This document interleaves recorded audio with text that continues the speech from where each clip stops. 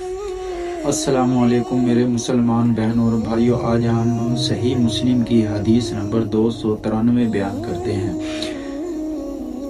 حضرت ابو ذر رضی اللہ تعالی عنہ نے حضور اکرم صلی اللہ علیہ وسلم سے روایت کی کہ آپ نے فرمایا کہ 3 قسم کے لوگ ہیں، اللہ ان سے گفتگو نہیں کرے گا،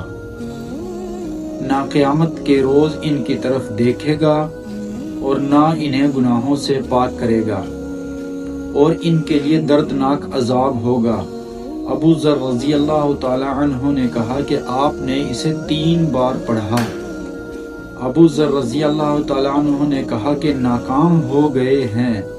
وہ نقصان سے دوچار ہوئے، اے اللہ کے رسول یہ کون لوگ ہیں؟ آپ صلی اللہ علیہ وسلم نے فرمایا، اپنا کپڑا ٹخنوں سے نیچے رکھنے والا، یعنی کہ اپنے گھٹنوں کو شلوار کے پائچوں سے ڈھانپنے والا، احسان جتانے والا، جو بار بار احسان کر کے جتاتا ہے یا جو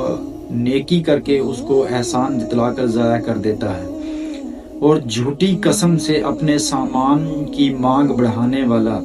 یعنی کہ جب وہ آدمی کسی بھی اپنے معاملے کا لین دین کرتا ہے، اپنا مال فروخت کرتا ہے، اس سے پہلے جھوٹی قسمیں کھاتا ہے، تو ایسے شخص کی طرف اللہ پاک رحمت کی نظر سے نہیں دیکھے گا، نہ ان سے بات کرے گا، بلکہ ان کو قیامت کے دن سخت عذاب ہوگا۔ یہ اللہ کے رسول صلی اللہ علیہ وسلم کی حدیث مبارک ہے۔